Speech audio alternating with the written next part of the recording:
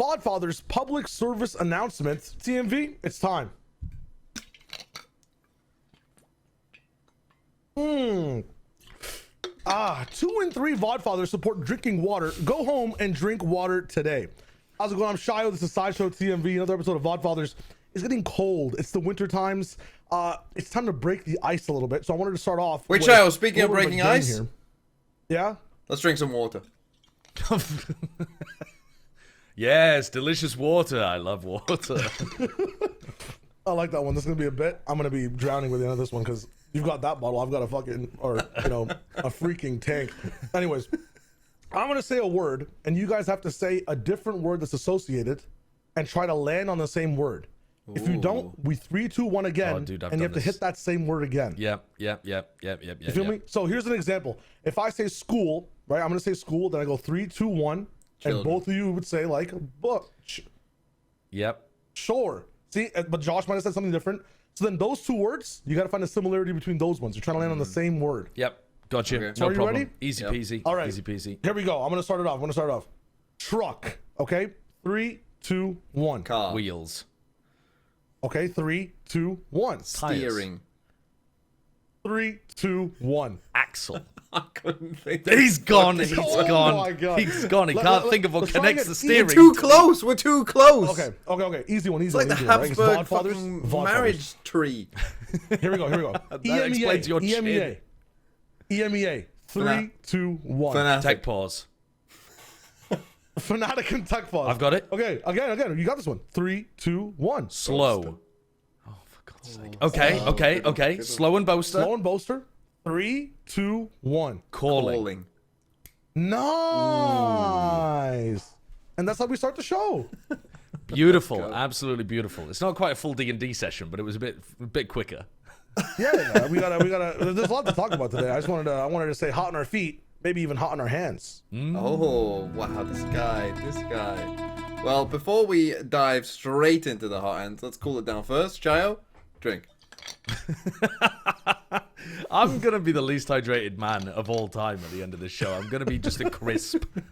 You look like that grandma from the chocolate episode of SpongeBob where she's like completely shriveled up. Chocolate. Anyway, hot hand. So this was, I feel like this year, the way that this year played out, right? We had champs, and then like straight away it was like diving into Ascension.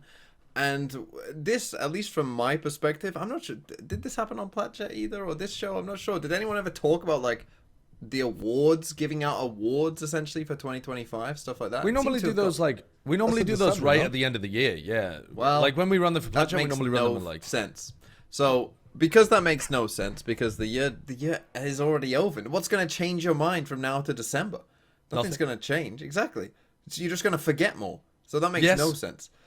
Anyway, so I decided to ask my people, my community, 2 questions. They are, who was the best player of VCT 2025, and who was the best team of VCT 2025? Now, I got 2,055 responses, as it currently is sitting at. And I gave people quite a few different options. I'll run you through the options that I put. We'll start with, let's start with best team, because I think that's a little bit easier, perhaps. The options that I gave for the best team were T1, NRG, Paper Rex, Fnatic, G2, and then I also put, if you think it's someone else, press this button and confirm you are dumb and or biased. So sure. Those were the teams that I picked. Let's start off with you, Josh. Who would you say was the best team of 2025? I think it's one of those weird years where the best team of the year is a team that hasn't won anything, in my opinion. I think it's Fnatic. I think because Fnatic came second at Toronto, then they came second as well at Champions. Unfortunately, I just don't think anyone did better than that, really. I mean, there were other teams that won an event, but they didn't place well in 2 tournaments. Shyo? I'm going to say Paper X. Like regional win at the same time as the Toronto pop-off, at the same time as just the aura these guys had coming in all year. I think was really good, and their peak, especially like in stage 2, was something that I haven't seen before in general, because I really started watching this year more than anything else. But genuinely, that team seemed like on a level better than everyone, but also had the results to back it up in consistency. So I could agree with Fnatic, but then I see a team that's like as powerful as them in a different way, but also winning. Yeah, that's the wave. I think if it was up to me, I would lean more to Shyo, because I do think that winning things does matter. I do think that winning matters. And you say that, I mean, Paper X, what, they finished 4th in champs. It's not a disaster. No, it's not a disaster by any means. I mean, they're probably the next best team to look at because, you know, T1 just fell off completely. NRG weren't relevant in the first half of the, well, not just half, first 2/3 of the year. So I don't think you can, unless you think that Champions is like the be all end all, like it's, you know, the international or worlds or something, which I don't think it is in this game. I think people just bring their baggage over from other esports. Unless you believe that, like, I don't see how you're ever answering those teams, to be honest. So it really is between Fnatic and Paper X, and I'm not mad about Paper X, but I also don't think that they were as good for as long. I don't think that they had a great chance of winning champs. It might have felt like that if they had, like, you know, because you'd just seen it happen in Toronto, you felt like, oh, maybe they could recover that form. But I don't think anything they did at champs was that impressive. It really was just kind of like one big run. It wasn't even Toronto though. It was like the way they dog walked the whole region in stage 2 as well. And then like at after the end, that, yeah, like, at the end. But it was a big recovery, wasn't it? Like towards the end. But I mean, if we were talking about dog walking regions, then G2. I mean, if you're rating domestic at all, like, then that's like worm walking though. Like other regions have dogs and it has worms, bro. They're just wriggling on the ground, man. When it's a G2 versus 2G game, all of us, I know what we're doing pre-stream. What is the craziest take I can talk about when it's 6-0 on for G2? Which Pokemon Showdown game? What rematch server are we gonna be playing on today? Ooh, it's gonna be so much fun. That's when we're watching it, hey. Man. Okay, well, the people agreed with you, Josh. Right now, as I'm looking at it, 53.2% picked Fnatic. Now, in second place, a handy second place, was Paper X with 28.8. Then it was G2 with 8%, and then NRG with 7. So 7% of people are those people that only care about champs, and 8% value heavily the regionals. But now let's talk about the best player. And this one is all over the shop. So again, in terms of options, just options that I put out there, here were the ones that I gave. Something, Kayak, Leaf, Trent, Chronicle, Althea, Forsaken, and then I did have an other option as well, which some people have picked, but most people have gone for those. But feel free to say someone that I didn't mention just there. But those were the ones that I listed. Let's again start with the Bald Egg. Well, this I think is actually the most difficult of any year I can think of in terms of naming the best player. Because I would have said for the first 2/3 of the year, it was pretty much Trent. And I don't think anyone was really coming that close because he also had, from what I can remember, a really good Toronto even after the Teo meta. But then his like stage 2 performances started getting like further and further down, and then at champs he just wasn't that great. And so I've got Trent's stats up here if you want. I mean, there's a crazy, so if we just go off VLR rating, but these are also mirrored pretty much in his ACS and KD as well.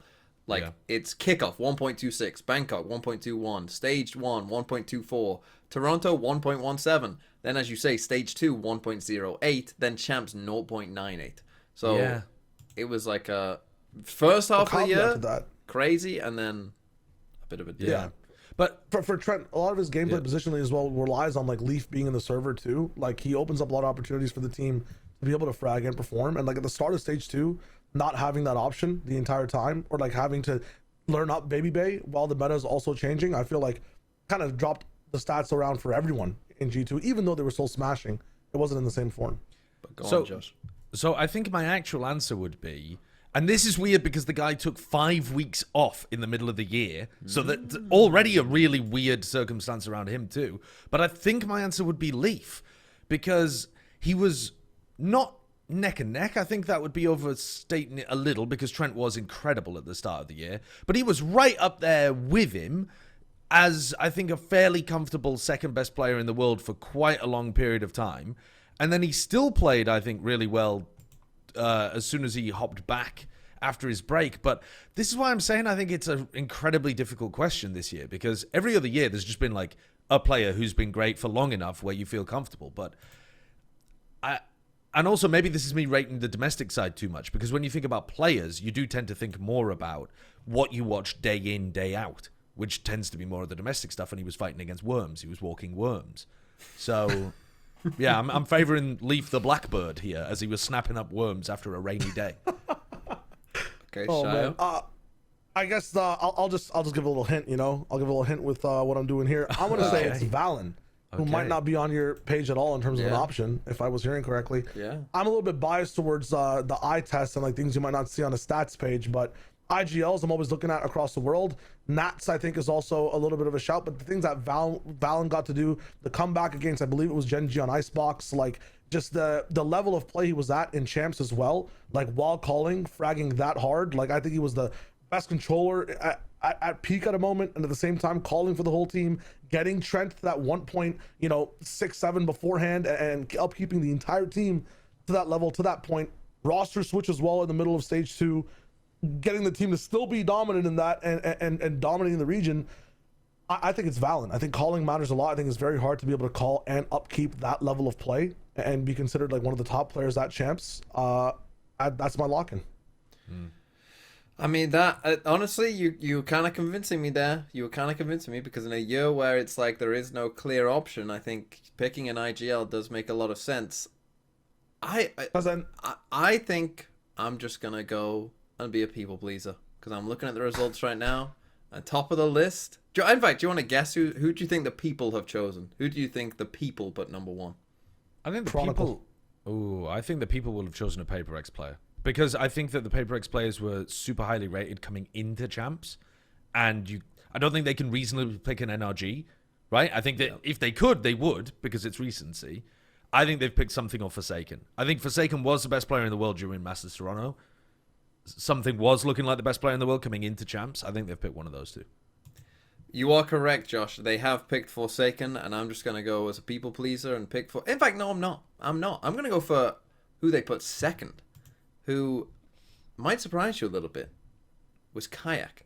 I'm going to go with Kayak. Why not? As just a rookie. I think that's a decent pick. As perhaps the one of the only players that I think played well throughout the entire year somewhat. He had a small maybe dip didn't in have form. like the absolute peaks of, Forsaken or something, as you're saying, or even a Leaf or a Trent.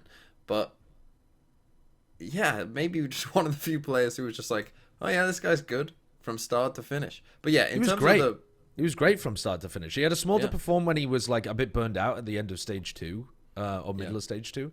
But I mean, yeah, he started strong. He had so much pressure because he's replacing an enormous name in Durka. And what he was doing at champs was marvelous for them too. Yeah. So yeah, it went Forsaken 26%, then Kayak 22, Something 19, then Chronicle 10, Althea 9, Leaf with just 4%, Trent with 3%, and then there was others at like 5%. And Valen was one of the names I did get mentioned to me, Shyo, so you went completely alone. Nats was another one that people also mentioned. But yeah, that was the best player of the year. But let us know in the comments. I mean, first, subscribe, because the subscriber numbers on this channel are way too low. So first do that. Drink. Oh, Drink. First drink. I'm interested if you gathered the stats, who the numbers say is the best player as well. Well, I'm in the process of doing that, but unfortunately this podcast rudely interrupted me. So...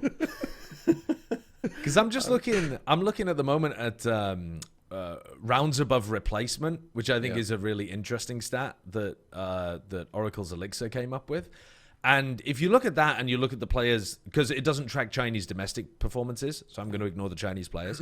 If you only look at players that turned up to like international events, so they played against the best competition, and their domestic performances were tracked, it reckons that Keiko was the best player of the year for Team Liquid, and he was bloody great. It's just that Team Liquid themselves like fumbled some like really big opportunities. And then it's got RieNs, who I think also has just been putting up amazing performance year after year after year.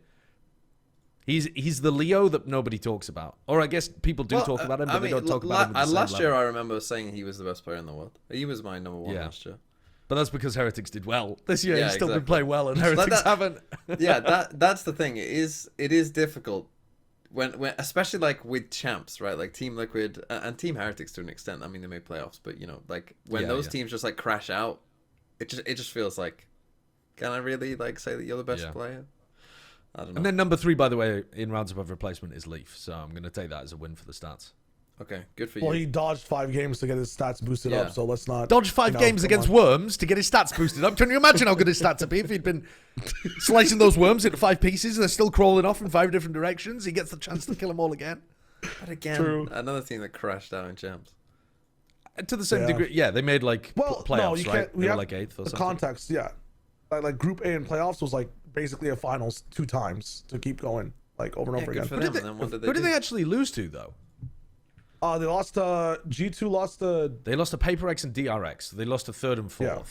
I mean, and then both of those games were like 2-1 losses, but I don't know. They kind of got outplayed by DRX. I think they should have been better there. Anyway, yeah, they didn't do Go too home. great. Well, you know what? This actually brings me quite nicely onto the next topic, which is that everything is on fire across the Valorant scene. Because just when you think the offseason has given all it has to give, oh no, there's more, baby. There's more. And I want to start, because we were talking about G2 a little bit, there's news just recently coming out of the G2 camp that seems to indicate that JonahP might be on his way out. The indication is that JonahP has been at least scrimming without them. He also tweeted a love heart emoji. And here you see a screenshot of him in a deathmatch, 15 to 19. Yeah, I mean, maybe that's... He's even losing the deathmatch. Exactly. no. But a G2 with somebody else who, as of time of recording, we don't know who they were scrimming with here, who was filling in for Jonah, or at least I don't. But they were beating the piss out of Lobster, Fisher, and Flyer, I can tell you that. Yeah. It could just be Josh. Maybe it was him. Maybe he's subbing in, playing. I doubt it.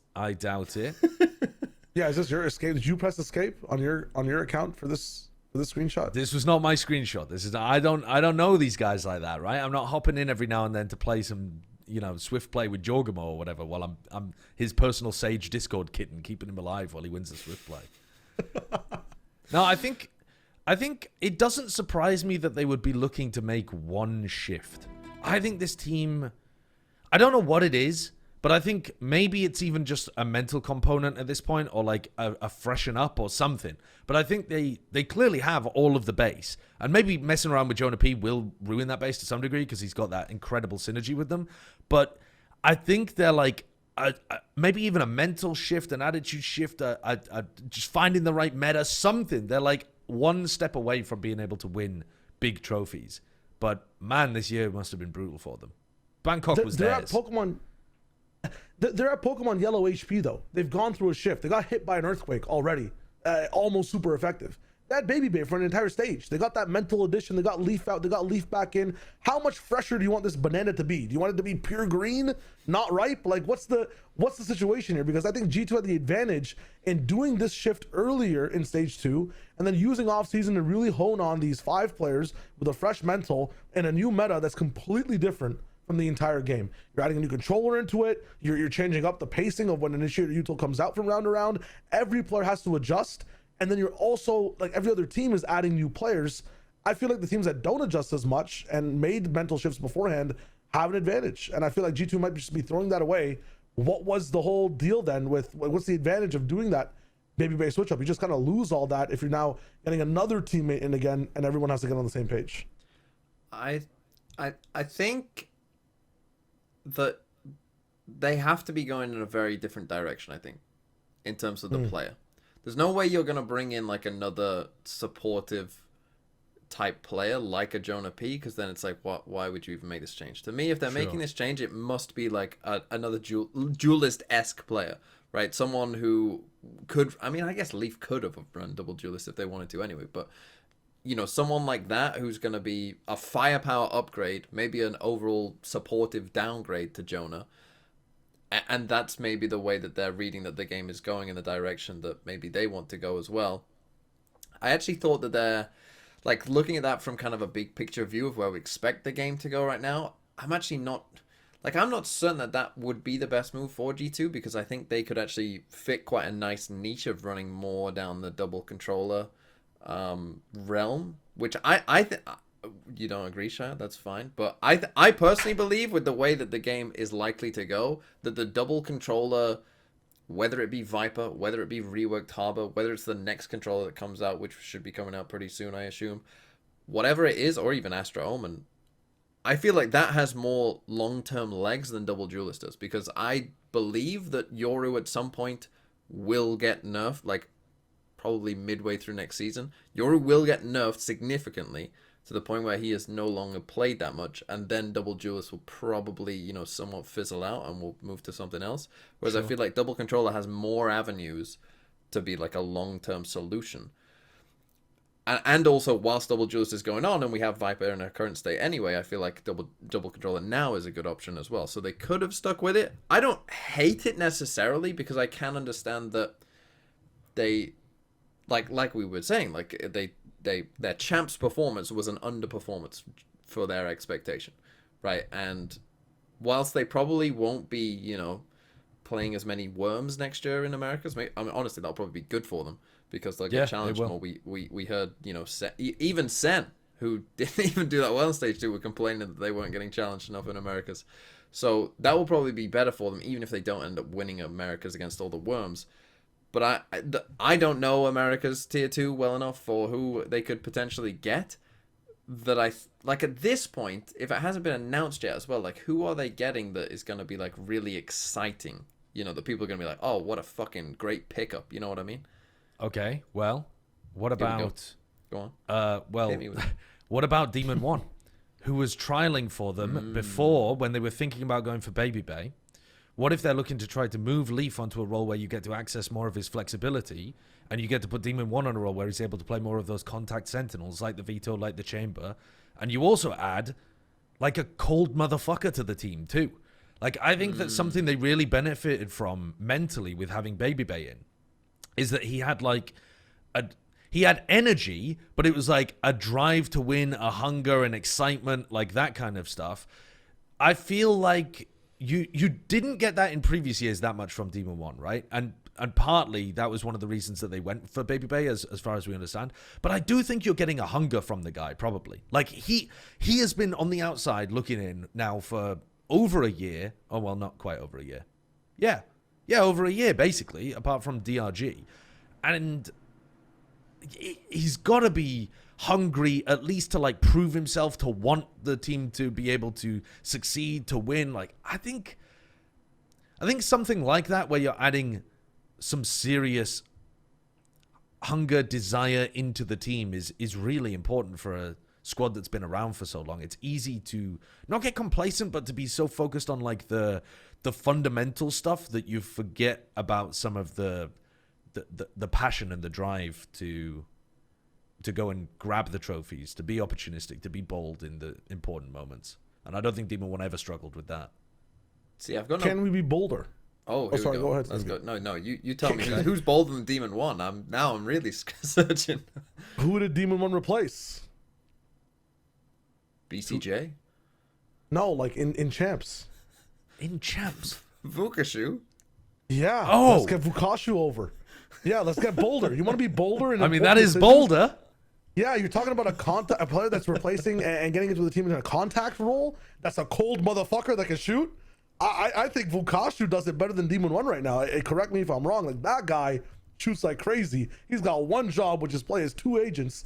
Mostly just play his guy with the brim. Just as he was learning Chinese, you want to ship him off to to an English-speaking team where, again, maybe he doesn't understand as much. No, I think his English is pretty damn good. Yeah, as far as I'm Yeah. aware. Like, his English would not be a problem from what I know. We're thinking American. It's just G2 has this advantage of, like, they have 5 good American players. Correct me if I'm wrong. Or, like not American, but, like, you know, America's players. Yeah, so, like, they can open the lid of, like, what's going on internationally. It's like, you know, the guy who's been in the basement for 10 years opens his blinds. The sun hurts. What's going on out here? Who can we pick up?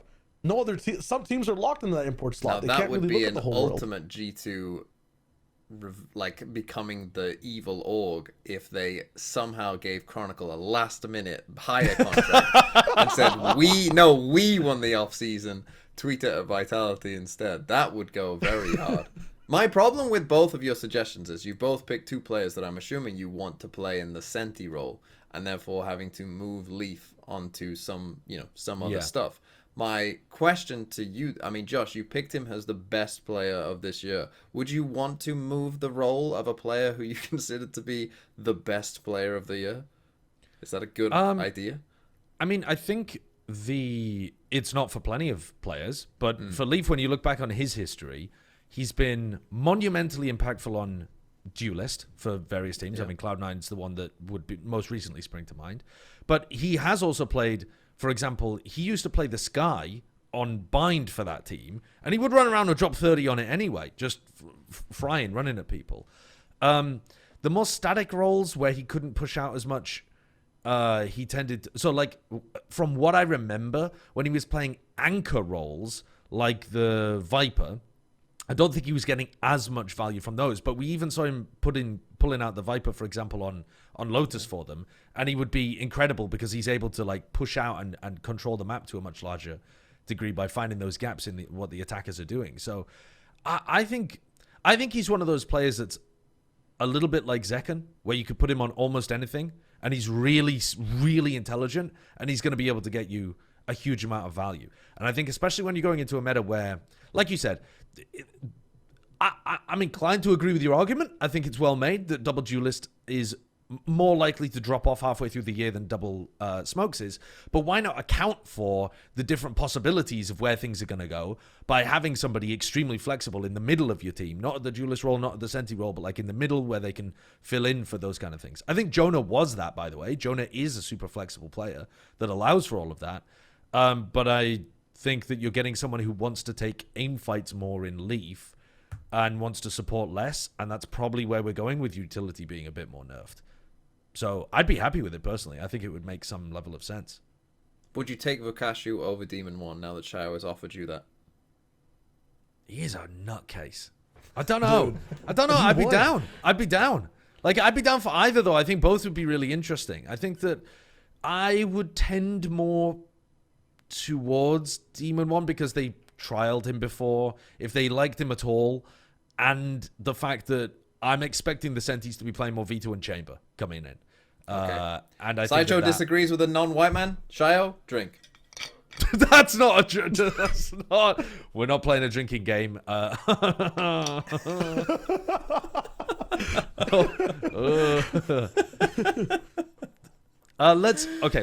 pivot on. Move on quickly. Let's move on swiftly. Let's move very swiftly. GenG are one of these other teams that appears to be in more turmoil than was expected, because this report indicates that Lakia is set to return to GenG, which we didn't think. But also, if you look at the end of the second paragraph, according to sources, Munchkin will likely not renew his contract with the South Korean organization. That is a huge departure from what we were expecting. Talking to Chober on Platchat, he said that Munchkin, as long as he didn't fuck up the paperwork, would not have to do military service this year. And Chober also said that Munchkin's previous tweet about, like, smiley face, I'm off to new adventures, did not mean at all that he was going, like, Chober was saying there is no South Korean man on the planet that would do that. So, yeah, so is he going elsewhere? And also, what does that mean for GenG? Because it's kind of crazy to not have Munchkin on GenG. And Lakia is not a great fragger or caller from what we know yet. Don't ever doubt the Lakia of Valorant. That would be your first mistake, Sideshow. I think let's start with the Munchkin side of it. For me, that is a monumental loss. Like, when you're talking about, you know, IGLs that I think everyone respects and thinks that are, you know, top IGLs, you know, you are looking at the list of, like, Boaster, Valin. You know, I mean, like, you've got certain IGLs like Nats who are in a bit of a different camp, where also, you know, they're incredible players as well. But Munchkin is up there, right? If I feel like if you got most people to make a list of the top 5 IGLs, Munchkin would be on pretty much everyone's list. So anytime you're losing that is a gigantic loss. But assuming he isn't doing military service and will play for a team, that is, like, if you're a DRX, you know, and you can move Mako off IGLing and bring in Munchkin instead, I'm down for that. True. If you're T1, I'm 100% down for that. You know, if you're anyone, if you're SLT, bring him in. Yeah, and in fact, if you're I don't give a fuck. Sentinels, Global rip it Esports. all up. Bring in Munchkin. Sentinels. G2, maybe? Everyone, just bring him in. There's no bad option. He can't speak the language. I don't care. He'll learn. Ping system. Yeah, ping system. He'll ping it to you. He'll just say, as long as he can say, "You guys wait. I'm going A on Haven." You've got a great Haven, straight away. You've already won on Haven, as long as he can say that. So yeah, there's an option there for everyone. But for GenG, I think this will vastly, I think people's expectations of GenG now and what they do will be a lot lower. I think, even though they're gonna, mostly, keep the texture and the Karens of the world. I think this is a monumental loss. Yeah. Well, okay, here's my peanut IQ. I don't watch GenG enough, but I know enough in what's happened in the year to maybe this is just a nice switch and not a downgrade. They had a glass jaw, right? Every time they started to get a little bit of a loss, GenG was the team that just couldn't keep it together and got, I think, the most notorious comebacks this year. I think a lot of that, although he is top 5, he's probably not in the top 4. It might be on Munchkin, because that's your leader in the moment, losing over and over again, not able to get the entire team rallied up to be able to win a round. And that happened multiple times. Is he the person when you're adding things onto the team where if you select him as a character, your team gets the debuff of Glass Jaw, but the buff of Munchkin is on your fucking team, Does GenG want to lose that? They're doing trials, they're doing everything, they're seeing the same patterns. It's okay, we still have insane stats GenG, but we still have that Glass Jaw debuff. Gotta get rid of it, man. I'm playing faster than light. I'm switching out the pieces of the ship. Maybe that's my at least approach to switching off someone who's so great at calling. Well, Lakia does have confidence because he did say he wants to become the Lakia of Valorant, so there's no doubting that. Is he going to be calling? I mean, I assume, but I have no idea. I genuinely have no idea who's going to pick it up. But also, this is not a one-for-one replacement, as far as we can tell, because Foxy9 is also, at the same time as this was announced, Foxy9 then tweeted that he's LFT. Now, he didn't say that he was LFT before this at all. There was no indication that they were getting rid of him. His contract wasn't up. He's on a 2026 contract, and he's been allowed to explore options. That means 99% of the time, they've let you go, basically. And that would imply that they've seen the writing on the wall that you can't really play double initiator, so they don't want Ash and Lakia on the same team playing double initiator. So I would assume Ash is making the move to play Senti for them. I mean, maybe they do a full, big role reshuffle, but the most simple thing to me seems to indicate that they would prefer Ash playing in Foxy's role, which I don't know what the hell is going on, but maybe that means that Ash is calling or something, because otherwise, why wouldn't Ash be the one getting the boot? I know that Ash was playing amazing, by the way, towards the end of the year, but it just feels so weird. Foxy had finally become a player that you could seriously rely on in these big games, to be delivering you important kills, playing spots. Yes, he was repetitive with the way that he played them, but his aim was so good, and he had been integrated so well within the system. And now, just as he's playing his best ever Valorant, just as he's finally won me over, he's gone. If I'm gonna, come up with a theory of what's happening here, I feel like the SLT players have to be involved. Am I crazy? For these picking up Klaus? Well, I mean, potentially multiple of them, maybe. I'm thinking Juna as well, maybe. Even a Zex. Oh, get 3 initiators on the team. Why not? Get Lakia, no, Zuna, and Ash out here. Let's play 5 initiator comps. That'll make up for the fact that you can only... nerf cooldowns. Maybe we need more nerf the cooldowns. Get more in there. Yeah, get more in there. We need more. Yeah, maybe. I don't know. But I just mean, otherwise doesn't, again, I don't know enough about Korean Tier 2, although it does seem like every year there just pops up just more Korean players who are very good. So I'm sure there are people out there, but it wouldn't shock me if, these other, your DRX GenG T1s, I mean, when you watch SLT play, you got to be looking at some of their players, right? You got to be thinking oh, they look good. Let's pick them up. Whoever it is, whoever it ends up being, that they could pick them up, and then we end up doing a little roster shuffle where SLT just end up with Foxy9. I could see it happening 100%. Yeah, it's very possible. We got some more sad news, which was that TSM left Valorant this week, and that is because, they lost. They lost, yeah, basically. Basically. But I think they've been trying to, well, I don't know about trying, but I think they have been cutting back on a lot of their other esports stuff. They, I think, just cut out like an Apex team and some other stuff. I think they've, yeah, anyway, they don't look like the titanic powerhouse they were when Valorant first launched. It would have been cool to see them in Valorant Tier 1, I think, as much as Envy were probably the more deserving team and big storyline. It would have been fun to see the TSM squad. Yeah, big, like a legendary org name, I suppose. One that a lot of people remember associated with Riot Esports.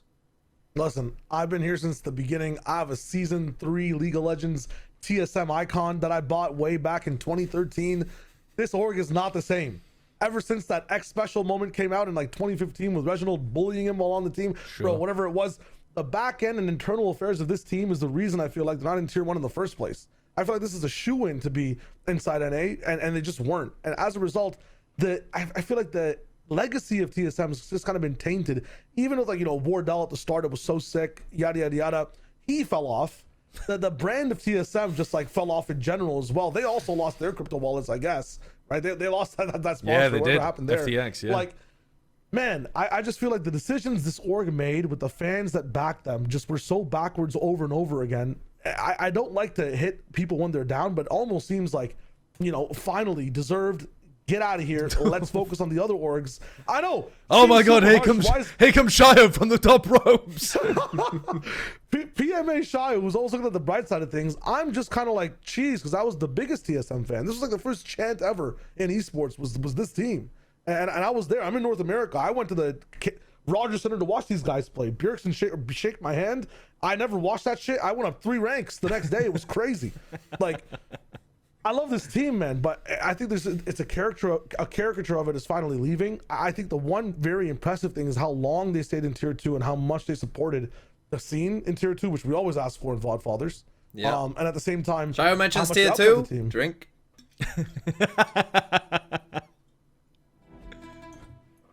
I'm just saying, it's bittersweet. It's not just all, you know, sweet. Can you just put that over Sideshow's head? I feel like that would work pretty well. I don't know. Emotional response for me. I'll back it up. It's unfortunate. I wonder who takes that gap up in Tier 2, but I think it's also an appropriate time because later on, like this next entire year, right? There's no guarantee of like ascending. You have to just pop off, and you have like an opportunity like in Stage 2, but it's not the same year, and it probably requires even more investment from a lot of orgs who are popping off and trying to get that last slot inside Stage 2. So TSM maybe is like, if we're moving off everywhere else, move off here too. Well, I wanted to ask you guys about that as well, because obviously in 2027, we're expecting things to be even more open than they are in 2026, right? So it's a bit pointless for us to speculate about how easy or hard or whatever, or how worthwhile it would be in 2027 until we get more details. But just if we take 2026 compared to 2025, in 25, you had to win your region to be able to get through to Tier 1, and you get 1 year of benefits off the back of that. You get the skins, you get, I believe they still do, you get 1 share of the champs revenue as well, and the teams who attend get 2 shares. It's something like that. So you get like, you still get some revenue from that money too. And of course you get all of the benefits of being able to say that you're in Tier 1 for an entire year as an organization, whether that be, you know, extra sponsorship revenue that it might unlock, those kind of things. But you have to win. If you have to place top 4 probably in your region in Tier 2, but then you have to go on a run and place top 4 in Tier 1 as well to make it to champs, which one's harder? Which one's more worthwhile? Like, is this an indication that we're actually trending away from the carrot being bigger?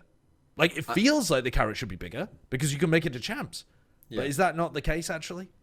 I feel like this year, I feel like the carrot is smaller. I think as we go forward, further down the line, and again, we don't know this, but what I'm expecting to happen is that, you know, teams will be able to qualify not just for champs, but potentially, you know, all of the Masters tournaments. Sure. And that will kind of become a regular thing. In that case, I feel like that is a bigger carrot in terms of, you know, going on a run, it'll be a Cinderella story. You know, everyone. But you don't have master skins. But you don't have the master digital skins, goods yeah. revenue is nowhere near as big if you qualify to a champs compared to a masters. Oh, sorry, other way around. Should If do you qualify master for a skins. masters. So we've talked about. Well, I think we've mentioned this on this show. They should do because purple is a great color that they aren't using enough in the skins, and they could easily make master skins purple, and everyone would buy it, or even have different colors for different masters, and you know make that. You don't part even of need the to make theme. a skin. Just make an alt variant for existing skins and re-release them. It's so simple. Sorry, my Smarties box is on right now, so I have really good takes for the moment. Go on, Shyo. It's Give us crazy. the smarty take. Repeat. I just blanked out, so I don't know what the Smarties box is actually doing for me. But like, repeat whatever topic we're on. What the hell just happened to my brain? We're Talking about tier 2. Is tier it 2. worth it? Yes. Okay. So this is what I wanted to mention. Everyone talks about the size of the carrot, but not the distance of it on the stick. It's an XYZ axis. So true. The carrot is, in my opinion, smaller, much smaller, and has grown snitch wings. AKA, it's harder to win against these tier 1 teams. It's going all over the place. But it's grown closer to the teams. It's more accessible. Getting that top 4 into having the opportunity to play the tier 1 teams. Bigger. It It looks appears bigger, bigger because but it's closer to you. that more devious. It's flying around. It's doing its thing. So that's my take on the carrot. And I think as a result, if you're asking me, do I want the carrot that's closer, that's like having an AI machine learned mind of its own flying around, or the regular carrot at regular distance, I'm probably taking what I know as well, that I've been, practiced for in years at trying to do, which is winning Ascension, getting the guarantee, getting the skins. I feel like this one's more of like a miracle race. It helps some of the teams that are more middling, because yeah, they could really perform at peak, but those consistent teams, I feel like for them, their goal is to be at a high tier 2 level and then learn about the tier 1 level. A lot of these other teams are now just relying on, we got to be so good at our level of play and then hope that we're good at another level of play that we don't even study as much or practice in as much comparatively. If you take the ascended teams as an indicator of tier 2 skill, then I suppose you'd be looking at like G2 would have been doing amazing under the 2026 system. They would have been fucking farming. Boom would have had a really nice run at the beginning of this year. If you're looking at like a 2027 system where you can qual for champs or something, qual for masters or something like that. Did Nongshim make a top 4 at any point in this year? I don't think so. I think they just made playoffs. Yeah, I think they were just on the outside. They were 5th, 6th in stage 2. So yeah, maybe Nongshim wouldn't have quite made it. But like the Chinese teams, for example, who both made champs, those would have been huge success stories. So I think the EMEA, let's not forget. Well, yeah, EMEA would have been disasters, wouldn't they? Like every single year would have been disasters. Yeah. So I think it's and like Envy. If Envy were playing next year, would you expect them to be able to crack a top 4 at some point? I think so, but would you guarantee it's champs? Maybe, but yeah, with dogs, no. Like Envy versus C9 in playoffs, who do you think is winning? I think Old that's C9, winnable. not new C9. It's winnable. It is winnable. It is winnable. Okay. I don't know if they're winning, but I think it's winnable. Yeah, I think it'd be okay. a doable thing for them. But yeah, your benefit there is only just getting to champs. It's not an entire year of staying in tier 1. So I think that there needs to be some serious focus on 27 in terms of the format to make it make sense. Yeah. All right, here's the final thing that I found to be incredibly weird, where everything's on fire. EDG have picked up Autumn from T1 as a coach. Not FCX, yeah. Autumn from T1. Yeah, when people originally were saying to me, EDG have picked up Autumn, I was like, wow, that's so strange. Like, the guy doesn't really, like, fit into their team that well. Like, he's a great player, but... And they were like, no. The coach from T1. I was like, that's even weirder. That's even stranger. Look, here's what I'll say about this, is that I'm sure that you, Josh, based off what you just said, and I'm sure Shyo... Well, Shyo's a bit more mellowed out, but... The thing is, there are certain... Like, for coaches, what I want... I don't care if a coach is good for a team or not. That's not my... I don't care, and I won't know, because coaching is a very difficult thing to judge from the outside how good it is. People care about Autumn. People are invested in the Autumn storyline. Mostly as haters. Mostly to hate watch. Yes. But people care. This is why Frost needs to be in tier 1. because people care about Frost's story. This is why Termy sticking around is good, because people care about Termy at this point. What we want from coaches is interesting personalities that you care about. You want to root against them or root for them. Mostly against, in Autumn's case. If this makes you an EDG hater, I think if you're watching Chinese Valorant already, it's easy to be a hater of EDG because they're the golden little prince child. Sure. You know? Yeah. So you can easily latch onto that and start reeling in. Yeah, Kang, tough to root against Kang, tough to root against Chichu. But now you have a straight in to be an EDG hater. And that's what we want from the outside. If you think he's a good coach, bad coach, you don't probably fucking know because you weren't actually there. You've watched a little documentary and you think you know everything, and you don't. None of us know, okay? He won a Masters.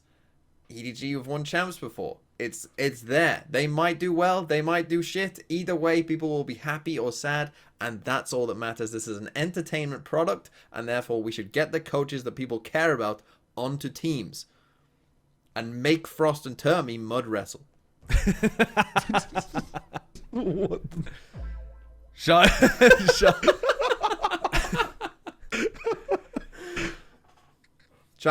what's your take on this? My take on this is that it's similar to TMV's, where I'm kind of like in the we don't know what's happening in the back end in general. But my take on it is it can only be good in a sense. I think a coach change, if it's happening, is more so on there's a coach leaving, and that's always a solution. There's probably something that needs to be fixed and solved. Always a solution. Right? No team has ever got worse from firing their coach. It seems that Autumn to me is kind of like the Ted Lasso of Valorant, where there's like a very interesting approach to like how he's coaching these teams, at least based on the doc. Isn't right? he the opposite of Ted Lasso? Well, like Ted Lasso's wholesome. He might be like the lead tassel of it, where like he does it through negativity. But it like in the sense of like Ted didn't really know what he was talking about and just said some shit that like riled up the team and got him going. Like Autumn sometimes might have that take where like the players already know how to play, but you just need that coach that might just tell them, what about this? Or you are right, just do it. Like, you know, in a very literal sense. He might just be that guy. Maybe there were too many cooks in the kitchen in a cerebral sense, and Autumn's is more there like the vibes guy, like the eye check, just what's going on, let me steer you in the right direction type guy, because that's what I thought was happening in the doc. Granted, we were steering the car off a cliff, but I'm not sure what EDG needs now. That's my take, because genuinely I wish there was like a VLR stats page for the coaches and like what they did pre-game and post-game. We could see what's up. I didn't pay too much attention to like Autumn's timeouts and whatnot in general this last year to have more of a base take, but TMV's kind of convinced me with his. Like I've also never seen him like on the middle of the fence like that. He's usually hating like crazy. So yeah, he just went for the pure entertainment take, to be honest. Well, speaking of pure entertainment, does this not make EDG Simon more likely? Because they're gonna need a whipping boy. They're gonna need someone. Autumn's gonna need someone to criticize, and who's he gonna tell? Did you even shoot your gun? Who's he gonna say that to on EDG? He's moved on from that. He's moved on from that, and EDG's players are gonna move on from dog gameplay. Is he gonna tell Kang, did you shoot your gun? There's no way. He's gonna say, motherfucker, 1v1 me right now. Yeah, I think... Okay, my take would be that what EDG actually need is a coach from outside of China, but one that's known for, like, ideas, for vision, for, like... They don't need somebody who's going to be there in the timeouts. I don't think that's what they need. I think they need somebody who's there to say to them, like, this is what you're currently missing from your game, or these are some great ideas that I found from watching the Korean team scrim, or from watching the Americas matches, or from watching, you know, EMEA macro theory, or something like that. And this is what you need to be focused on. They need direction and vision and guidance. They need their own version of Anders, who can put them on the right path in terms of, like, comps or big picture ideas rather than the detail. And maybe Autumn could do that. Maybe he could. But I think it's a really weird person to pick for the job. I think going for somebody like Jovi, who's recently been linked to RRQ as the new head coach, that would have been really interesting, I think. Who was like an ideas guy rather than a head coach guy previously on Talent. That would have been cool. What I'm thinking about though too is, dude, if they have him in the coaching booth, it might be a good idea that they can't speak the language, that there's some level of a language barrier going on. because what we've seen this year from Autumn is just a degree of self-sabotage with regards to his coaching style. It's absolutely bonkers. Like, it might be the case that blocking out what Autumn's saying could be a benefit for EDG this year if he's leading them off the cliffside like you're talking about. And if that's the case, if blocking out what Autumn's saying is a good idea, then maybe the whole of EDG needs to be using the Raycon active noise cancellation feature from their Everyday Earbuds Classic, because they're sponsoring this episode. And Raycon, this message is now sponsored by Raycon. Raycon's everyday earbuds have become a go-to gift for the holidays. They sound great, last all day, and then some, with 32 hours of battery life and actually stay comfortable no matter how long you wear them. Over 4 million people already have a pair, so if you've been curious, now's the time to try them out. For Black Friday and Cyber Monday, you can get up to 30% off all Raycon products, perfect for gifting or for keeping for yourself. Now, they also sent some Raycon to me, and I'm not an Apple user. So, I've never used headphones like this sponsors, before. What if they're going to sponsor the next episode? With an Android, I don't think it's likely. I don't think. Anyway, get that filth off the screen. Whoa, child. Get that filth off the screen, child. Drink. Get that filth off the screen and get hydrated, because I'm talking about Raycon right now, okay? They sent me some of their everyday use, the Everyday Earbuds Classics, and I value the portability quite a lot. They're very cool. I was just using them right before the episode started as well. Good noise cancellation, extremely portable, fit in the ears really nicely, so nothing but good things to say, and I will be using them going forwards, especially when I don't want to be lugging around really large over-ear headphones when I want to go places, so... Yeah, it was really annoying when I went to Paris and met Sideshow, and I'm just seeing him there with these massive, gigantic, like, picture the ones he's wearing now, but like twice the size. And we're just out there, like walking on the street of France, and he's just there with these massive things. Like, I carry a boombox around with me. Yeah, yeah. He's lugging the boombox. He's so slow, he can barely move. So yeah, if you want. So now.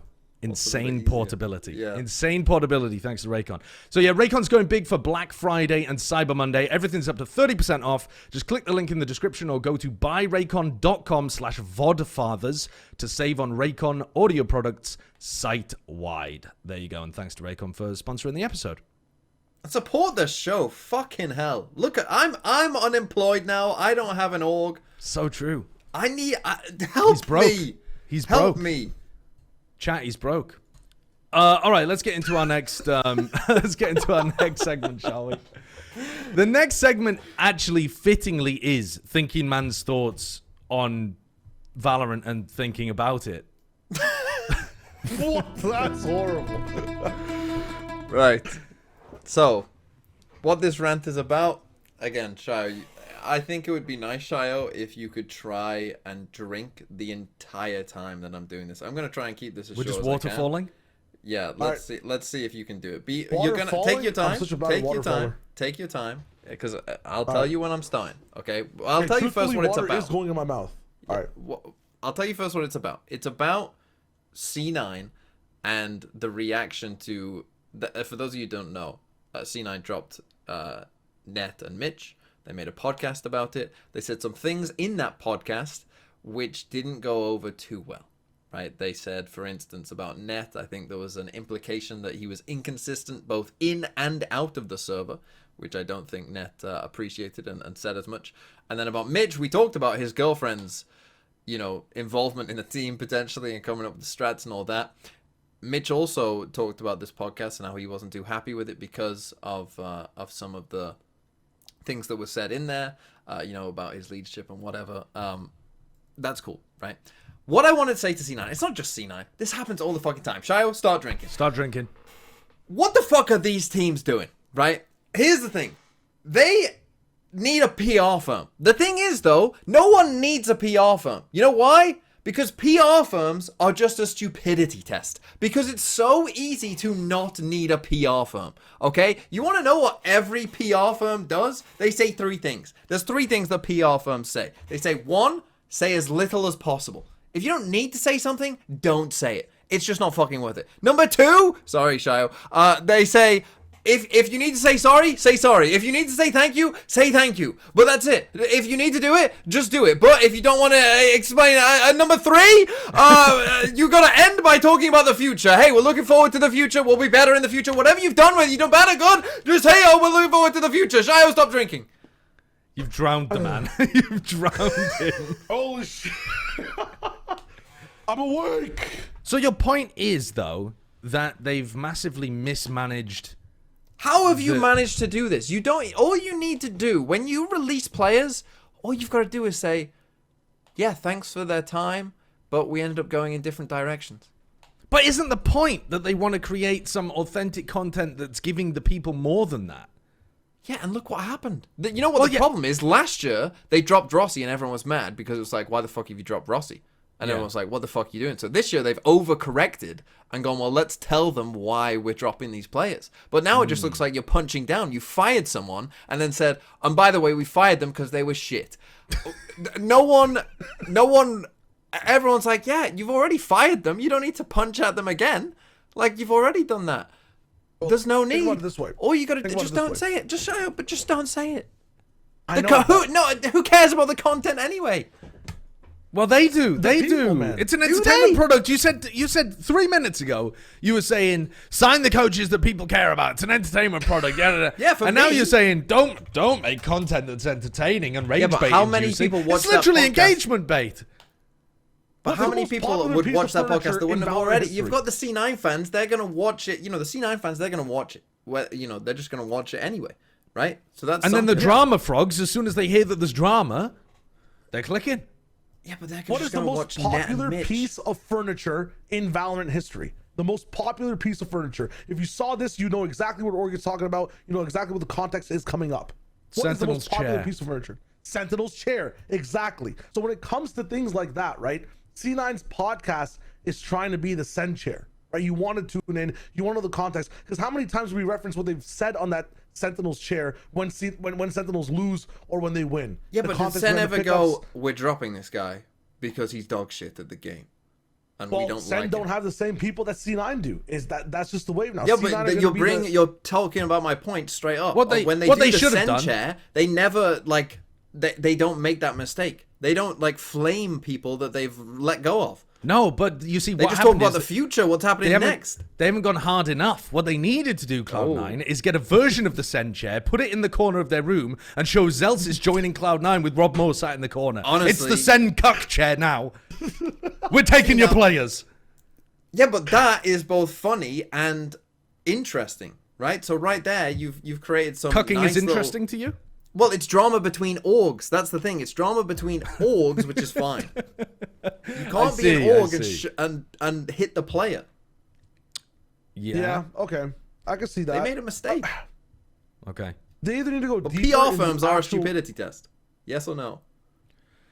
I'm going to go with no. I think they're a necessity for larger organizations that need to align on messaging. Otherwise, Why can't your CEO just send out a little memo saying, just don't say I anything. agree. I think it is a Just stupidity don't say test. I would anything. actually And if you lock in. need to Just say don't be an something, idiot. just say, we're really sorry / thank you. We're looking just- forward to the future. Yeah, you're also the kind of person that complains when politicians don't answer questions properly. No, because I understand the game. They can't answer the Oh. question properly because then people go, but what about this? Just be transparent, answer questions properly, and hope that people aren't idiots when they interpret your message. That's the third assumption that you've said there is a big problem. That's a big problem because people will be. Okay, well, that was... But Thinking honestly, Man's C9 rant. should hire Sideshow because that would have been a great idea on the cook chair. Yeah, see? I'm right here anytime. Anytime somebody wants to do some consulting for content ideas. There's 3 big tournaments coming up, though. Should we look at some certified bangers? Yeah! Woohoo! Woo! Wow! First one that first one is including there's going to be a Battle of the Cuck Chair at some point because Sen City Classic is going on. With I love if that's what we're going to call it now. the Battle of the cook chair. It's Sentinels is going to be playing against Cloud9, Envy, and Cuba Academy are also there. Now, my question would be, who the hell is on Cuba Academy now? Because aren't they all on Sentinels, basically?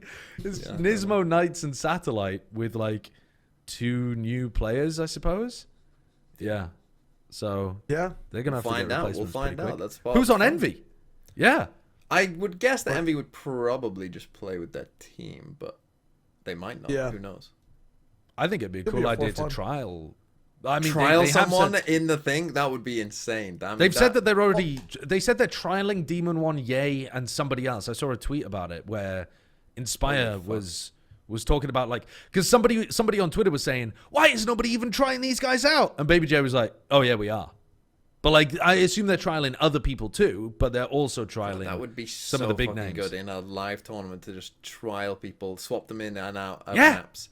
Yeah, That would be insane. it'd be a great They idea. might Again, even, like- content ideas. Like, hire us. We're here. Qbert might have their own players still, like not transferred over to Sen, but then also have Sen have like legacy players coming in and play because it's the Sen City Classic. Just do it for fun. Get Like get Shrouded. tens, get saucy, do the thing. Get Shroud is playing Arc Raiders. It's a completely different thing going on right now. But yeah, get the old players in, and that's so much fun. Like watching them play again. Yeah. Get Ben Affleck on the team to coach. Yeah, I mean that would be fun. But I think the Sen City Classic is normally an opportunity to demonstrate what they are doing in the upcoming year. They've never used it before as an opportunity to test, like, you know, to showcase older, more known players. So I would be surprised if they did that. Deception, then deceive. Use a completely different roster. So officially announced we the already- wrong players. But we already know what the Sen roster's going to be. That'd be crazy if they went for that. To be fair, though, it is called the Sensei Classic. It would be fun if they did have, like, the winner of the tournament in the final game plays against the Sen Classic team. And they bring out, like, Tens and Shazam. And yeah, and they bring Zoms out. That would be at least funny. That would be funny. Oh my God, is that Dapper's music? Yeah. Exactly. It's messed up. It's actually genius marketing that they've called it the Sen City Classic. Because how many times have we just been advertising the bundle in this last, like, 2 minutes of talking about it? Oh, the classic, the classic, the classic, the Sen Classic. It's all what do they call it? Subliminal messaging to go and buy the bundle. It's messed up. Another big tournament, 10 Invitational, going on. Is that happening in Seoul or something? I'm not exactly sure where this is happening, to be honest with you. Is that Ten's like cousin or something, or what's the Korean flag? Yeah, location. Location Asian. Asan. No, not Asian. Asan. It's tiny on our screen. Asan is a city in the South Xinjiang province, South Korea. Well, it's Asian. But it actually does. No, I'm not gonna say anything. Right.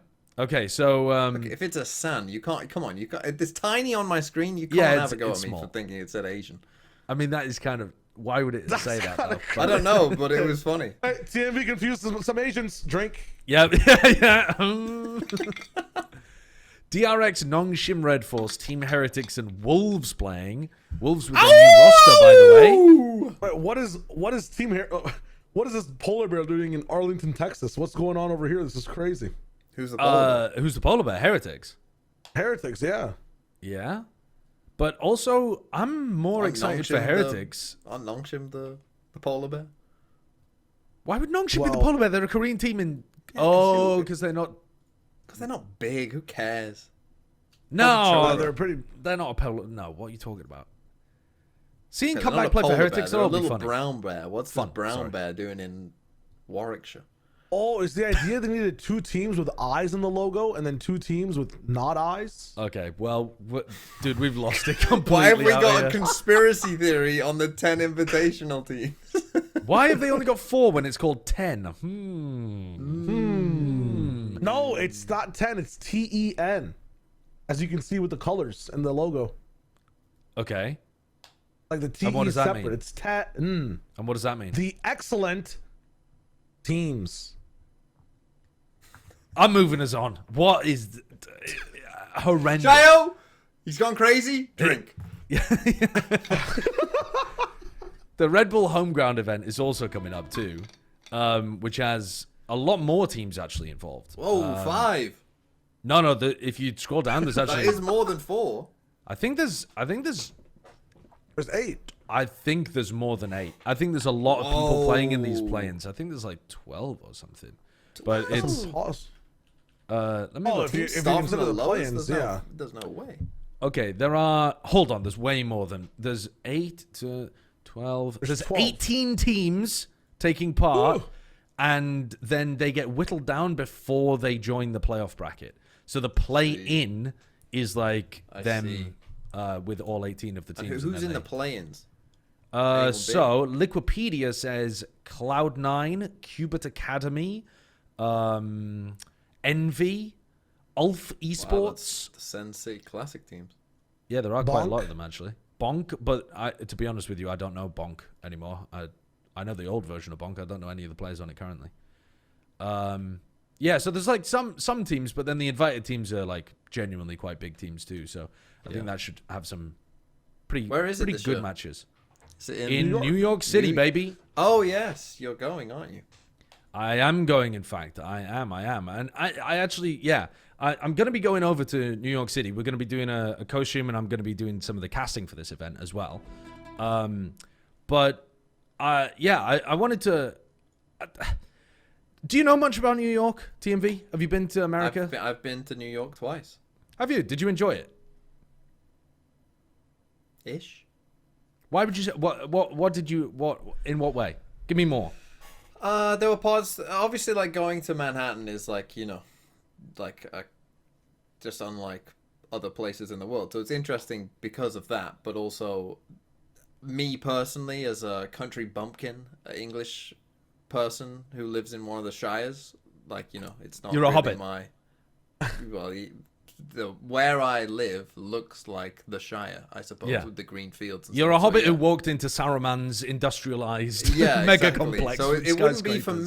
me. It's not for me. I also almost missed my flight back once because of the subway system being very unclear and me almost getting on the wrong platform kind of shit. So genuinely I was about a minute away from disaster. If you consider missing a flight disaster, which I would say is quite a big I would say inconvenience. that's Yeah. So, yeah, mixed feelings. Mixed feelings about New Really? York City. I mean, it's interesting, but yeah. Go on, Shyo. I loved it. I had one caveat. When I was there with my cell phone provider that I had back in the day, things weren't, my calls weren't going through Sideshow. It was just weird for me. That was the only negative of being in New York. Yeah, and I would say that affordability is a key word in New York City right now, right? This week, all about affordability. And when I went to the US, not to New York, but to the West Coast, I was blown away by how expensive things were, especially, as Shyo says, getting a SIM card or getting a phone contract. Unbelievable amounts. TMV, you wouldn't believe it. You wouldn't believe it. The Americans Were are you getting guys ripped off. trying to hope that I was going to do that and I was just talking about my actual experiences? Were you guys hoping I would lead into this? Because that's where our second sponsor comes in of this episode, Mint Mobile. Mint Mobile, folks. If you are an American getting ripped off on your wireless stuff, it's time to say yes to probably saying are. no. You are. No, I mean, compared to people in the UK or Europe, you are definitely getting ripped off. And at Mint Mobile, their favorite word is no. No contracts, no monthly bills, no overages, no hidden fees, no BS.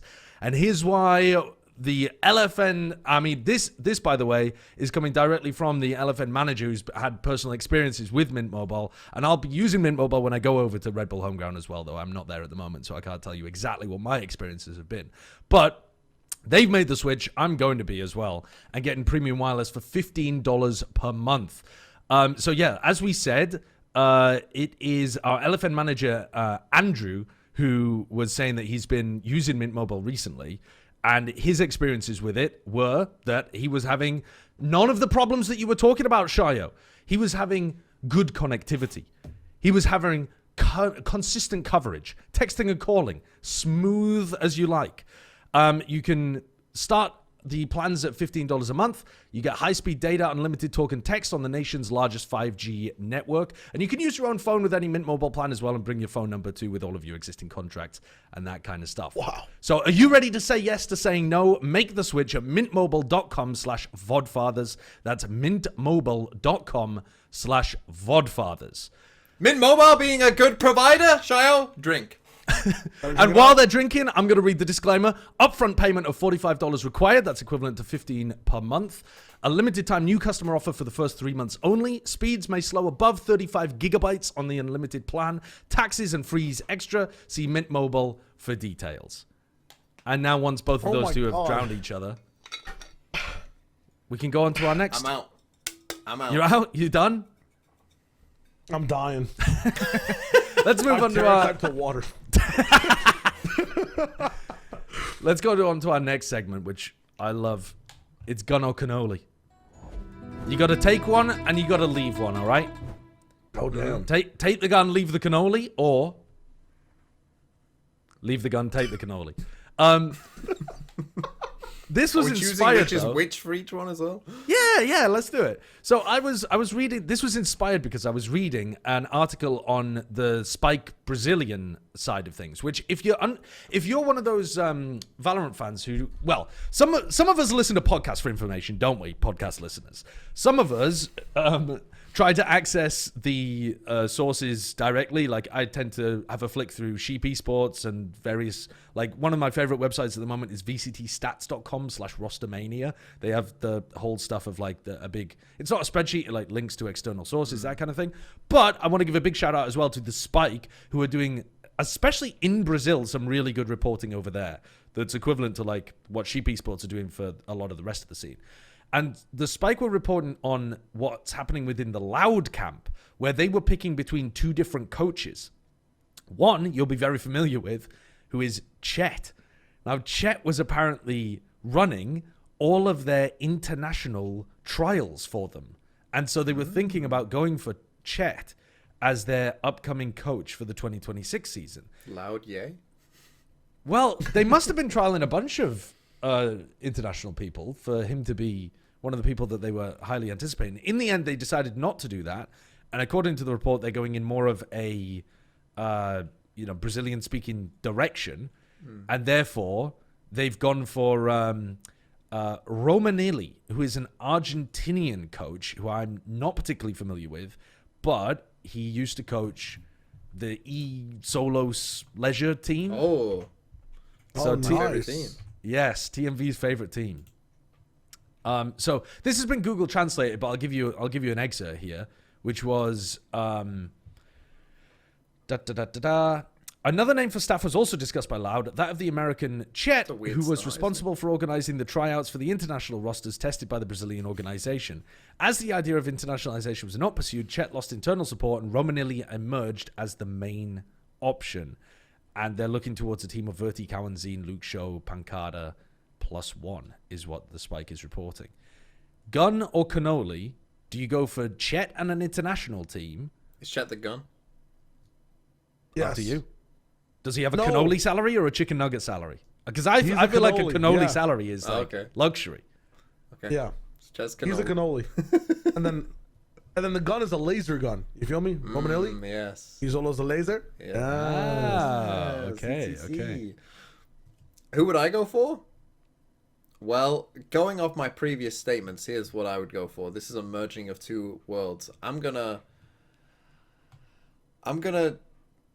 shoot the cannoli, I guess, because what's happening here is as I said before, Kill want the Chet. coaches that people feel. I want the coaches that people feel something about, which in my case would be Chet. So therefore, I would pick Chet. But I also prefer when the teams where they're from build rosters from where they're from, because that's the whole fucking reason you're in the league in the first place. So I want Chet. For me, the best content would be Chet with a Brazilian-speaking roster that he can't understand.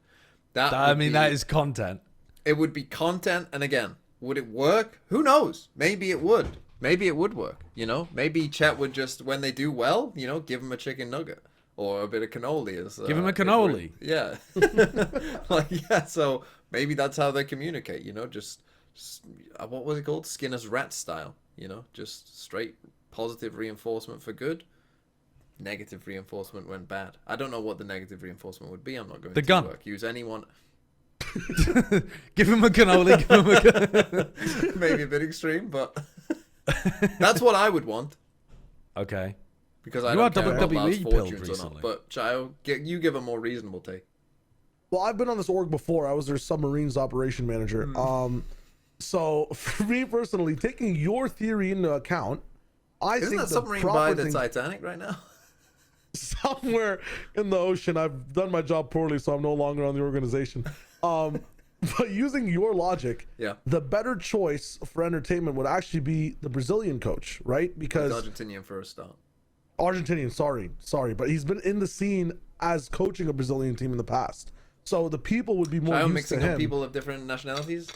Drink. Also, that Yeah, Exolos team was that They won like even 30 in a row, yeah.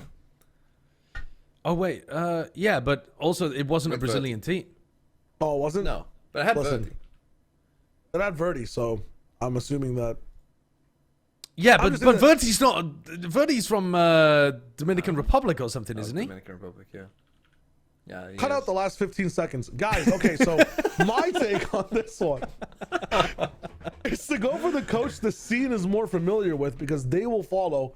They'll be more invested. If it's chat, like 100%, you'll be able to get through the hate pipeline. But it's like, it's irrational hate. It's not hate with the doc. It's not hate with a purpose. It's just like, we don't like this hate. They don't know about the chicken nuggets. The people that are in choosing between these sides, it's like the McRib. It's not there anymore. The nuggets aren't in the business. Like it's been vanished for a long time. Only us unks know about the nugget. I don't think that's controversy. Now, would it true. be sick Especially with for the Boncar Brazilian winning fans champs. or like Boncar just the winning Latin champs. fans in general? Yeah, Boncar winning champs has revived it NRG into the versus Loud. zeitgeist. Oh. That would go. I see where you're coming from, though. I think the Yeah. newers. Bless you. God, he's allergic. God, I'm allergic to Someone's chicken thinking about nuggets. you. I do think though that I'm more in favor of what they're currently doing, which is going for this Brazilian team, because MIBR have actually kind of given them a lifeline here, in my opinion, because we have been talking a lot at the end of last season and in the beginning of this offseason about there being like a Brazilian super team, right? That you could form out of really good talent and it could be competitive. It really could be.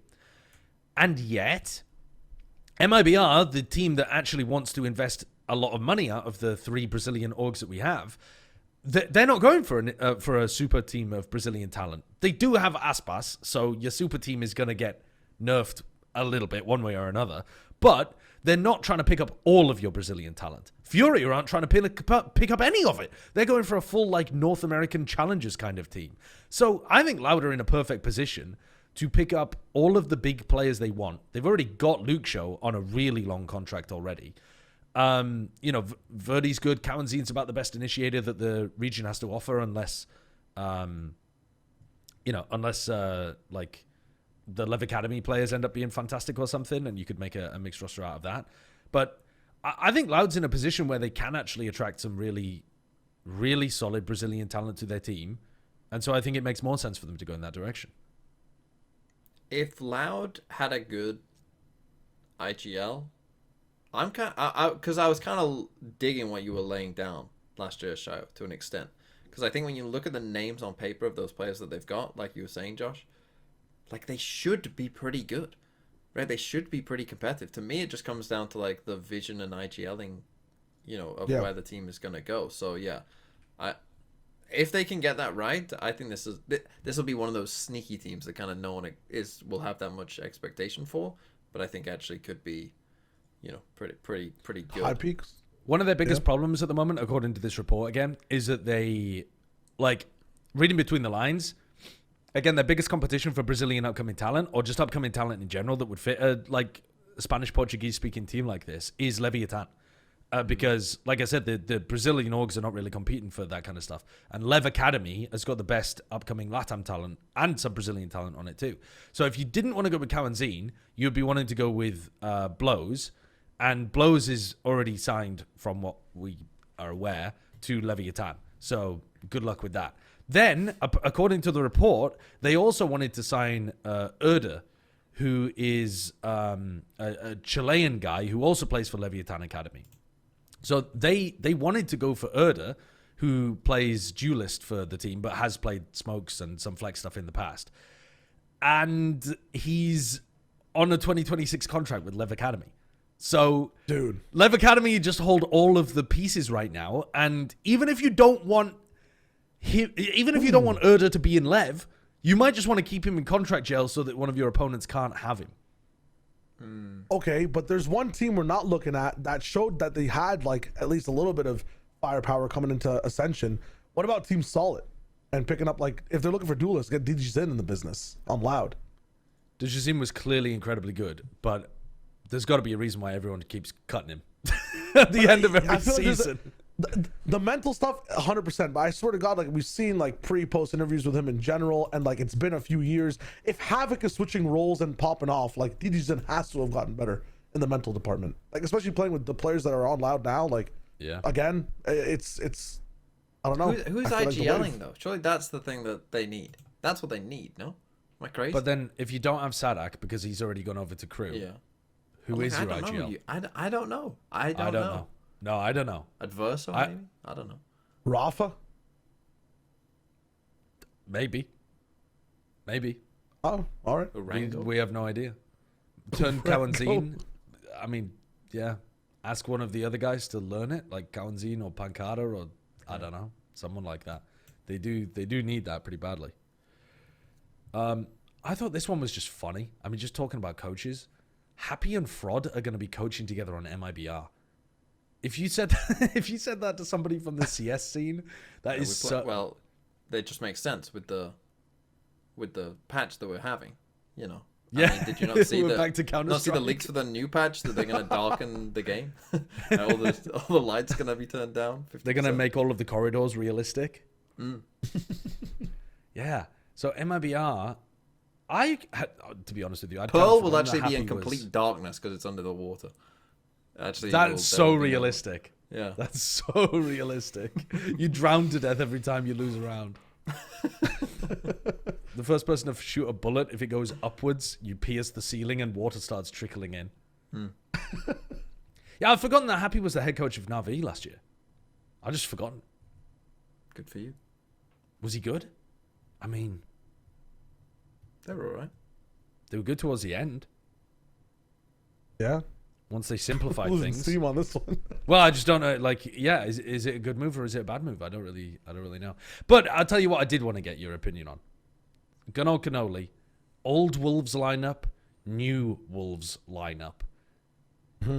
The full lineup now looks like it's solid for Wolves, based on reporting from Sheep Esports and Tanmay. They've kept Sufat Baby, and they've kept Spring. They are looking to add Satoshi, who played for Rare Atom. They're looking also to add, I think one of the strangest ones is Joa from North American Challengers, who was playing with SAD Esports. That's a win? Why is this a win, TMV? Keep going. Okay. And then the final player that they're looking to add is Yosemite, who previously you would have seen play for like Billy, for example. Win. That's the dub. So we've conquered all of China! We're never gonna stop! From Santiago to Shanghai! We'll win the fucking lot! Ole, ole, ole! Okay, so any more questions? Yeah, my further questions are, why do you like this team more than the old team? Because I have trust. I have faith in the powers that be. It's just pure blind faith. What? What else can I have? I don't know, some like resemblance for the guy who was cheering Yosemite, on that good same player. screen. Look, the players that we let go of, all fantastic players, all tier 1 level players, should find other teams, I hope. I hope to see them on the server. I hope that we beat them to a fucking bloody pulp. Fucking hell. In-game. But Yosemite, good player. I think that's just a straight pickup. As you say, the strange one. I mean, picking up a player from Rare Atom, who again finished second. And again, I don't know enough about the guy. I couldn't tell you, but I'm just going to assume that he was Rare Atom's best player. And if you're picking up the best player from Tier 2 who didn't ascend, that's probably a good player. So there you go. Good pickup. And then, yeah, the guy from SAD Esports, he can speak Mandarin. I've been informed. So there's no communication issues, I don't think. And if you're going like out of your way, you know, to go and search the skies for someone in North America and bring them over to China, you know, that shows me you've done a very in-depth search. You know, it's one of two things. Either you're like C9 and it's a complete nepo, or it's more likely, in this case, I think, it shows just how far you've been willing to dig into the weeds to find great talent, untapped talent. Third option, Go on. no visa issues on at least one of your players. We don't worry about that. We're Wolves. We'll just say we got the Chinese government over a barrel. I don't think that's true, but maybe.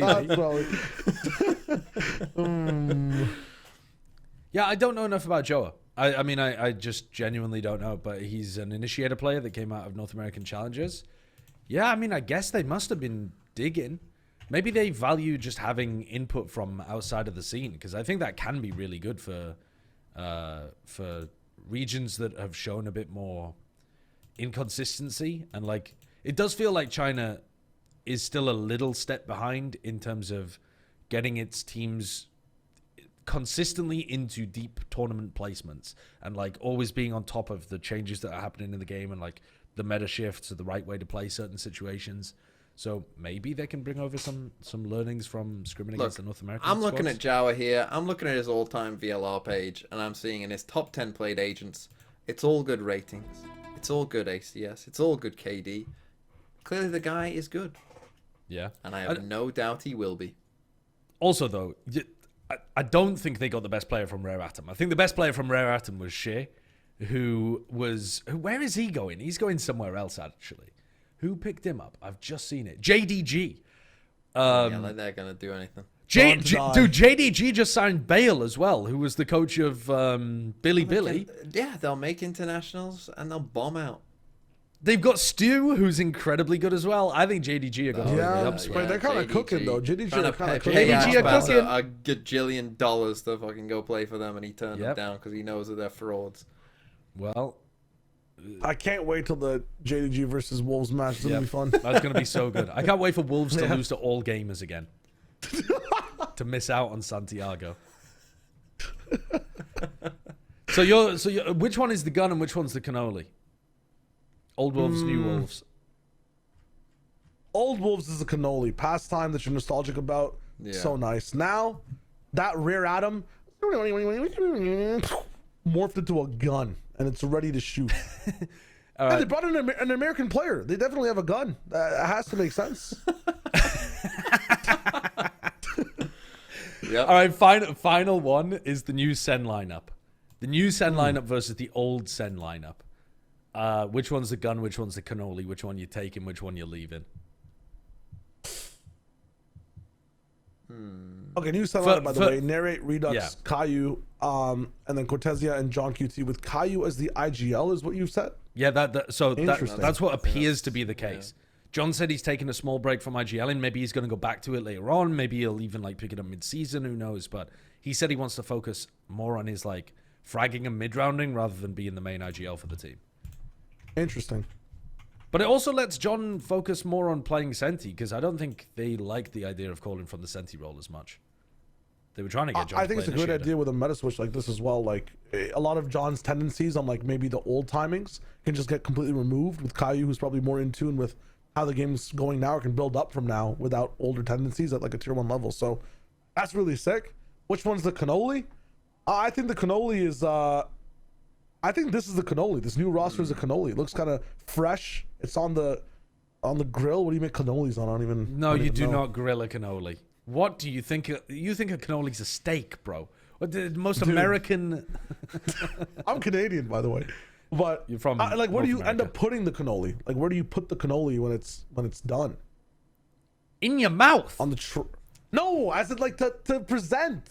Like, does in the tray, in the basket? Where do you put the cannoli? You can put it on a plate. Basket? What do you Like, put would you in a buy- basket to present?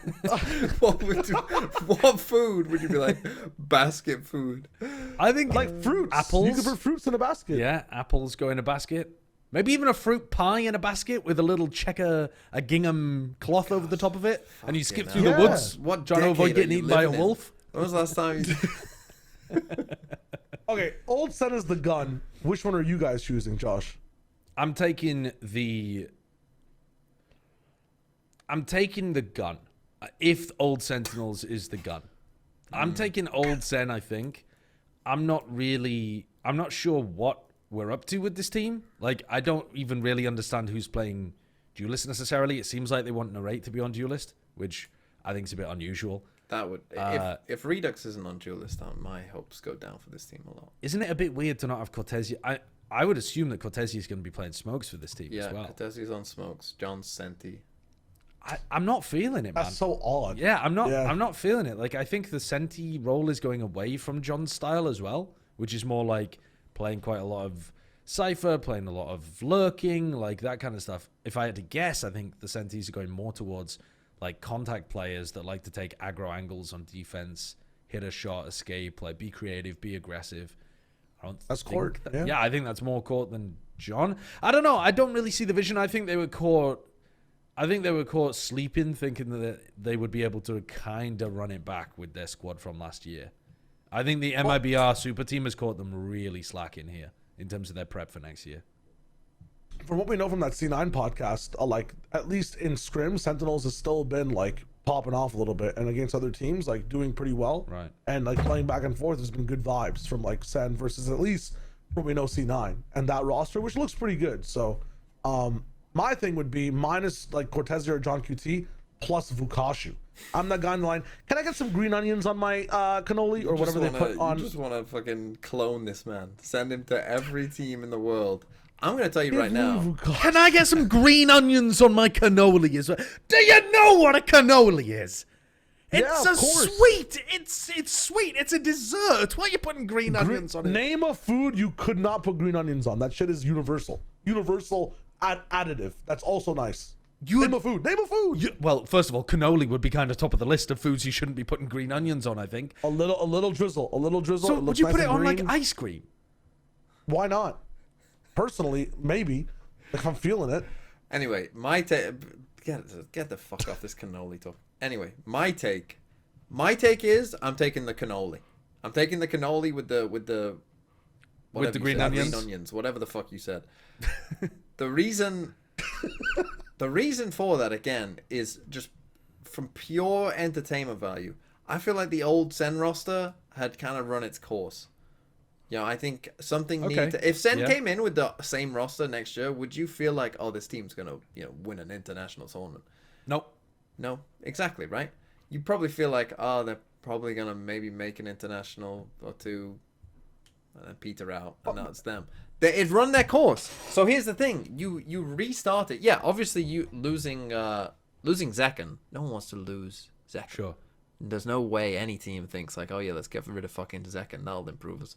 Like, obviously that's the big thing. And look, if Redux, like to me, it was gonna come down to Redux. I guess it could come down to Narrate and just like kind of in that Durka to Kayak situation. How well can you replace him? Right? Can you? I'm not saying that they will be like Kayak. I'm not saying that will happen. But if you can, get close to that. If you can get close to Zekken, if one of whoever is playing Duelist or whatever, if they can get close to Zekken, this team is good. This team will compete. They will be good. I think we'll see an improved John. I think John was arguably Sen's best player last year anyway. Certainly up there. I mean, you're Best giving me this overall? face. I mean, because I don't agree, but to be honest with you, I can't remember how.